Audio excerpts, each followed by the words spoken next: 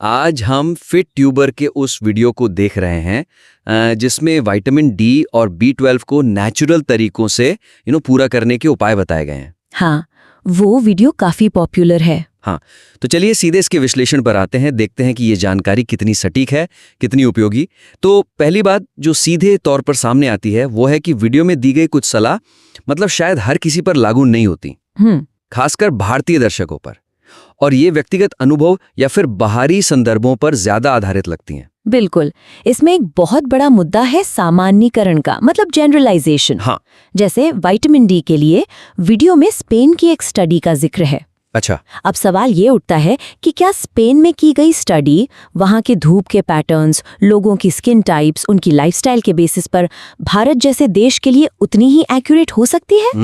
सोचने वाली बात है। यहाँ तो धूप अलग है, हमारी स्किन टोन्स बिल्कुल अलग है, रहन सहन अलग है, तो किसी विदेशी स्टडी को बिना भारतीय संदर्भ दिए यहाँ सीधे लागू कर देना क्या ये सही है, खासकर जब भारत में वैसे ही विटामिन डी की कमी इतनी बड़ी प्रॉब्लम है? हाँ, ये बात तो सही है। मतलब जो चीज़ स्पेन में काम कर रही है वो सीधे सीधे यहाँ भी काम करेगी, ये मान लेना तो थोड़ा मुश्किल है। बिल्कुल। और इसी पैटर्न पर देखो, विटामिन B12 के लिए मोरिंगा का जिक्र है। हाँ, मोरिंगा। और वीडियो बनाने वाले खुद कहते हैं ये मैं अपने पर्सनल एक्सपीरियंस से कह रहा हूँ। अब देखिए, पर्सनल एक्सपीरियंस शेयर करना गलत नहीं है, पर जब आप लाखों लोगों को हेल्थ एडवाइस दे रहे हैं तो एक निजी अनुभव को साइंटिफिक प्रूफ की तरह पेश करना वो थोड़ा खतरनाक हो सकता है। हाँ, बिल्कुल। ये तो एक किस्सा हुआ, एनेक्डोट है, सबके लिए मान्य समाधान तो नहीं है ना ये। सही बात है। किसी एक व्यक्ति का अनुभव, चाहे वो कितना भी पॉजिटिव क्यों ना हो, हजारों लाखों लोगों के लिए काम करेगा ही, ये जरूरी तो नहीं है। नहीं, बिल्कुल नहीं। और इसे एक पक्के समाधान की तरह दिखाना थोड़ा भ्रामक हो सकता है, मिसलीडिंग हो सकता है। खासकर B12 की कमी, वो तो सीरियस हेल्थ इश्यूज कर सकती है। कहीं ऐसा तो नहीं कि हम व्यक्तिगत पसंद को वैज्ञानिक सलाह से मिक्स कर रहे हैं? तो यहाँ सुधार का एक क्लियर अवसर दिखता है। मतलब हेल्थ एडवाइस देते समय अपने टारगेट ऑडियंस, इस केस में भारतीय लोग, उनसे संबंधित स्टडीज और डेटा का हवाला देना ज्यादा बेहतर होगा। हाँ, बिल्कुल। और पर्सनल एक्सपीरियंस को साइंटिफिकली वैलिडेटेड सलाह से एकदम अलग रखना चाहिए ताकि लोग कंफ्यूज ना हो। हाँ, और इसे करने के तरीके भी सिंपल हैं। जैसे स्पेन वाली स्टडी के बजाय भारत में विटामिन डी और सन एक्सपोजर पर जो रिसर्च हुई है उसका जिक्र किया जा सकता था। अच्छा। बताया जा सकता था कि भाई इंडियन स्किन टाइप और यहाँ की लाइफस्टाइल के हिसाब से कितनी देर की धूप, कौन से टाइम की धूप फायदेमंद हो सकती है।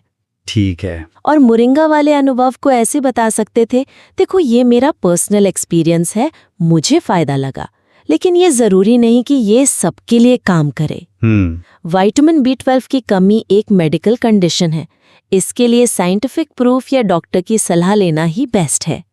इसे एक गारंटीड इलाज की तरह पेश करने से बचना चाहिए, नहीं तो लोग गलत उम्मीद लगा लेंगे। बिल्कुल सही। तो ये तो हुई सामान्यीकरण और व्यक्तिगत अनुभवों की बात। अब थोड़ा और डीप चलते हैं, वीडियो में दिए गए पोषक तत्वों मतलब न्यूट्रिएंट्स की जानकारी की बारीकियों में। हाँ, विटामिन डी के स्रोतों, खासकर मशरूम के बारे में जो बताया गया है, उसमें कुछ अहम जानकारियां या तो अधूरी हैं या पूरी तरह से सटीक नहीं हैं, और इससे दर्शकों में कंफ्यूजन पैदा हो सकता है। हाँ, ये एक बहुत महत्वपूर्ण बिंदु है। वीडियो में दावा क्या है कि धूप में रखे मशरूम विटामिन डी का सबसे अच्छा प्राकृतिक सप्लीमेंट है, और उनमें विटामिन डी तेजी से बढ़ता है। आंकड़े भी दिए हैं, 14 घंटे में 2,67,000 आयु बढ़ गया। अरे बाप रे, 2,67,000 आयु। हाँ, लेकिन यहाँ 2-3 बड़ी बातें मिसिंग हैं। पहली, मशरूम में धूप लगने से जो बनता है वो है विटामिन D2। Okay, D2। जबकि हमारा शरीर विटामिन D3 का बेहतर इस्तेमाल करता है। D2 वो फॉर्म है जो हमारी स्किन धूप से बनाती है या जो ज्यादातर सप्लीमेंट्स में मिलता है। अच्छा। और D3 ज्यादा बायो अवेलेबल माना जाता है, मतलब शरीर उसे ज्यादा आसानी से यूज कर पाता है। तो D2 और D3 का ये फर्क बताए बिना मशरूम को सबसे अच्छा सप्लीमेंट कहना, ये तो अधूरी जानकारी हुई ना। हाँ, ये तो बहुत बड़ा फर्क है। मतलब एक है D2, एक है D3, और वो लाखों आयु वाला दावा आयु मतलब इंटरनेशनल यूनिट्स, राइट? विटामिन नापने का स्टैंडर्ड। हाँ, आयु वही है, इंटरनेशनल यूनिट्स। और यही दूसरी प्रॉब्लम है, जो लाखों आयु बढ़ने का दावा किया गया है, उसका कोई साइंटिफिक सोर्स या स्टडी का रेफरेंस नहीं दिया गया। कोई रेफरेंस नहीं? नहीं।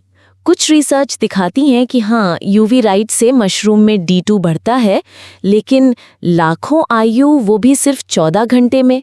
ये आंकड़ा बिना किसी पुख्ता सबूत के थोड़ा अविश्वसनीय लगता है। और तीसरी बात, जब हम ब्लड टेस्ट कराते हैं तो उसमें आमतौर पर 25OH विटामिन डी मापा जाता है। हाँ, वो रिपोर्ट में लिखा होता है। हाँ, वो शरीर में विटामिन डी के टोटल लेवल का इंडिकेटर है, लेकिन शरीर में जो असली काम करने वाला एक्टिव फॉर्म है वो होता है 1,2,5 डाइहाइड्रोक्सी विटामिन डी, जो एक अलग चीज है। अच्छा, ये भी अलग है। हाँ, तो ये सब बारीकियां न समझाने से दर्शक शायद अपनी टेस्ट रिपोर्ट का सही मतलब ना समझ पाएं, या ये ना समझ पाएं कि मशरूम वाला D2 उनके शरीर में सप्लीमेंट वाले D3 की तरह काम करेगा भी या नहीं। तो मतलब जानकारी को ज्यादा क्लियर और साइंटिफिकली एक्यूरेट होना चाहिए था। सिर्फ ऊपर ऊपर से बता देना काफी नहीं है, खासकर हेल्थ के मामले में। बिल्कुल। सुझाव यही है कि पोषक तत्वों के बारे में पूरी और सटीक वैज्ञानिक जानकारी दें। जब विटामिन डी सोर्स की बात कर रहे हैं तो D2 और D3 के बीच का फर्क बताएं। शरीर के लिए उनकी क्या रेलेवेंस है ये समझाएं। ठीक है। और अगर कोई बड़े दावे कर रहे हैं, जैसे लाखों आयु बढ़ने का, तो उनके लिए विश्वसनीय स्रोत, मतलब रिलायबल सोर्सेज या स्टडीज का हवाला दें। हाँ, ये जरूरी है। उदाहरण के तौर पर ऐसा कह सकते थे, धूप से मशरूम में विटामिन D2 बनता है, जिसे शरीर इस्तेमाल कर सकता है, लेकिन ध्यान रखिए कि ये D3 से अलग है, जो सप्लीमेंट्स में ज्यादा होता है और जिसे शरीर आसानी से एक्टिव फॉर्म में बदल सकता है। लाखों आयु वाले दावे पर कह सकते थे, कुछ स्टडीज दिखाती हैं कि यूवी लाइट से मशरूम में D2 की मात्रा बढ़ती है, लेकिन इतने बड़े आंकड़ों यानी लाखों आयु के दावों को लेकर और पुख्ता वैज्ञानिक प्रमाण देखने होंगे। सही है। और ब्लड टेस्ट वाला? और ब्लड टेस्ट के बारे में क्लियर कर सकते थे, आमतौर पर खून की जांच में 25OH विटामिन डी मापा जाता है। ये बताता है कि आपके शरीर में विटामिन डी का कुल स्टोर कितना है और आपको कमी है या नहीं। इससे दर्शकों को सही और पूरी जानकारी मिलती। बिल्कुल ठीक है। तो विटामिन डी की बारीकियां तो समझ आ गईं। अब देखते हैं विटामिन B12 के बारे में जो जानकारी दी गई है वो कितनी सटीक है। यहां भी खासकर शाकाहारी मतलब वेजिटेरियन स्रोतों को लेकर कुछ बातें हैं जो शायद पूरी तस्वीर पेश नहीं करती। हाँ, B12 वाला सेक्शन भी ध्यान देने लायक है। वीडियो देखकर ऐसा इंप्रेशन बन सकता है कि फर्मेंटेड फूड्स जैसे कि इडली, डोसा, घर के अचार, हाँ, ये सब तो बहुत खाते हैं लोग। हाँ, और साथ में दूध, दही और खास तौर पर मोरिंगा, इनसे शाकाहारी लोग आसानी से अपनी विटामिन B12 की जरूरत पूरी कर सकते हैं। फर्मेंटेड फूड्स मतलब वो खाने जो बैक्टीरिया या यीस्ट से बनते हैं। लेकिन यहाँ सबसे जरूरी बात नजरअंदाज कर दी गई है, वो ये कि विटामिन B12 का मुख्य और भरोसेमंद स्रोत मतलब रिलायबल सोर्स वो एनिमल प्रोडक्ट्स ही हैं। अच्छा, मतलब मांस, मछली, अंडे, डेयरी। हाँ, बिल्कुल, मांस, मछली, अंडे और डेयरी उत्पाद। तो इसका मतलब है कि जो पौधे आधारित प्लांट बेस्ड स्रोत बताए गए जैसे फर्मेंटेड फूड या दही, उनमें B12 काफी नहीं होता। बिल्कुल, पौधे आधारित स्रोतों में B12 या तो होता ही नहीं है या फिर इतनी कम मात्रा में होता है कि वो शरीर की रोज की जरूरतें पूरी करने के लिए नाकाफी है। फर्मेंटेशन प्रोसेस से कुछ B12 एनालॉग्स बन सकते हैं, लेकिन वो असली B12 की तरह शरीर में काम करते हैं या नहीं, इस पर कोई पक्की वैज्ञानिक सहमति नहीं है। एनालॉग्स मतलब वो डुप्लीकेट जैसे? हाँ, कह सकते हैं। वो असली B12 नहीं होते। दही या दूध में B12 होता है क्योंकि वो एनिमल प्रोडक्ट हैं, पर फर्मेंटेड चावल, दाल जैसे इडली, डोसा या अचार में नेचुरली B12 नहीं होता। और फिर से वही बात, मोरिंगा को सिर्फ व्यक्तिगत अनुभव, मैंने ठीक ये किया, ये बहुत फायदेमंद था, के आधार पर B12 बढ़ाने का पक्का तरीका बताना, ये साइंटिफिकली सही नहीं है। हाँ, फिर वही पर्सनल एक्सपीरियंस वाली बात आ गई। हाँ, और ये दावा आम जनता, खासकर उन शाकाहारियों या वीगन लोगों के लिए बहुत मिसलीडिंग हो सकता है जो सच में B12 की कमी से जूझ रहे हैं। क्यों? क्योंकि उन्हें लग सकता है कि अरे वाह, बस मोरिंगा खा लो और B12 की कमी पूरी, जो शायद सच ना हो, और इस चक्कर में वो जरूरी मेडिकल सलाह या सप्लीमेंट लेने में देर कर सकते हैं। ये तो गंभीर बात है। तो यहाँ भी सुझाव यही होगा कि जानकारी बैलेंस्ड हो और वैज्ञानिक तथ्यों पर आधारित हो। निश्चित रूप से जरूरत है कि विटामिन B12 के मुख्य और भरोसेमंद स्रोतों के बारे में साफ-साफ बताया जाए। ठीक है। और साथ ही पौधे आधारित फूड से B12 की जो लिमिटेड उपलब्धता है या कहिए कि अनुपस्थिति है, उसके बारे में सही जानकारी दी जाए। पर्सनल एक्सपीरियंस को यूनिवर्सल सॉल्यूशंस की तरह पेश करने से बचना चाहिए। उदाहरण के लिए साफ तौर पर कह सकते थे, विटामिन B12 मुख्य रूप से मांस, मछली, अंडे और डेयरी प्रोडक्ट्स जैसे एनिमल प्रोडक्ट्स में पाया जाता है।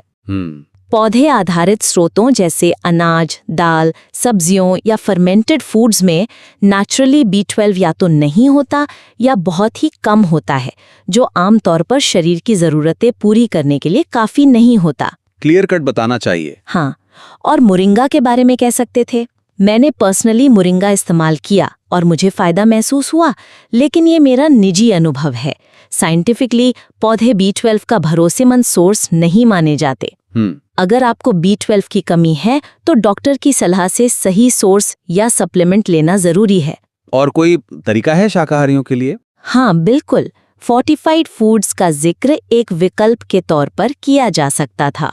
फोर्टिफाइड फूड्स मतलब ऐसे खाद्य पदार्थ जिनमें B12 ऊपर से मिलाया जाता है, जैसे कुछ breakfast cereals, plant based milk या न्यूट्रिशनल यीस्ट। ये जानकारी देना ज्यादा जिम्मेदार होता। हाँ, ये बात सही है। तो कुल मिलाकर आज के इस विश्लेषण में हमने फिट ट्यूबर के वीडियो की 3 मुख्य बातों पर फोकस किया है। जी।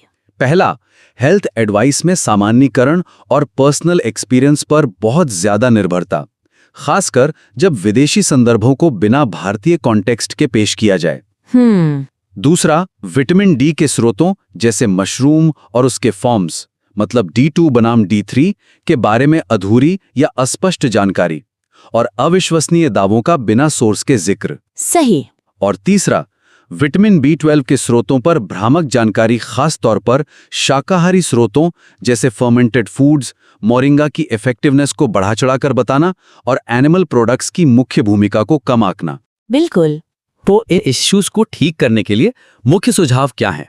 पहला तो ये कि अपनी दर्शक आबादी यानी भारतीयों के लिए रिलेवेंट डेटा और स्टडीज का इस्तेमाल करें। हाँ। दूसरा, पर्सनल एक्सपीरियंस और साइंटिफिक फैक्ट्स के बीच एक क्लियर लाइन खींचें और साफ बताएं कि निजी अनुभव सबके लिए काम नहीं करते। जरूरी है। तीसरा, पोषक तत्वों जैसे विटामिन D2 और D3 के बारे में सटीक वैज्ञानिक डिटेल्स दें, उनके बीच का फर्क और शरीर पर उनका असर स्पष्ट करें, और बड़े दावों के लिए विश्वसनीय सोर्स जरूर दें। हाँ। और चौथा, विटामिन B12 जैसे पोषक तत्वों के प्राइमरी और भरोसेमंद स्रोतों जो कि मुख्यतः एनिमल प्रोडक्ट्स हैं, उनको साफ तौर पर बताएं और पौधे आधारित स्रोतों की लिमिटेशंस को ईमानदारी से बताएं।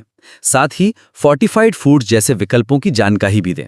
एकदम सही। हम उम्मीद करते हैं कि ये सुझाव फिट ट्यूबर को अपनी सामग्री को और बेहतर, ज्यादा सटीक, बैलेंस्ड और साइंटिफिकली जिम्मेदार बनाने में मदद करेंगे। हाँ, ताकि दर्शकों तक सही हेल्थ इंफॉर्मेशन पहुंचे। बिल्कुल। और अगर आप अपनी सामग्री में इन सुझावों को शामिल करते हैं तो आप अपने संशोधित मतलब रिवाइज्ड काम को आगे के विश्लेषण के लिए हमें फिर से भेज सकते हैं।